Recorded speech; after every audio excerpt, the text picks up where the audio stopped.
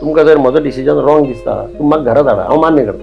पूण तुमकां जर दिसता की तूं काम करता, तूं आमकां काम करपा खातीर तूं जायच, तूं राव, आमी तुज्या फाटल्यान रावता, जाल्यार तूं म्हाका परतो निवडून दी. लोकांनी म्हाका परतो निवडून दिलो न्ही 2012. अल्टिमेटली डिसिजन कोण घेतलो? डिसिजन हो मडगांवचो वोटर घेतलो, तो मडगांवकार घेतलो. मडगांवकार ठरयत तें म्हाकाय मान्य न्ही, सगळ्यांक मान्य आसा. ताजे खातीर कोणा हाका पेंट लाय ताका पेंट लाय हांव तसलें करपाक वचना. कोणीय फकाणां मारली म्हजी, म्हाका आनंद आसा की ताका लागून तो देवाचें नांव घेता. आनी म्हणून म्हाका हांव पार्लमेंटाच्या इलेक्शनाचेर हांव डिस्टर्ब जायना केन्ना. पार्लमेंट इलेक्शन हांवें आतां कितलीं इलेक्शनां फेस केल्या. पार्लमेंटाक म्हाका लीड मेळटची, पार्लमेंटाक खंयची इलेक्शनां मेळत काड आनी पळय.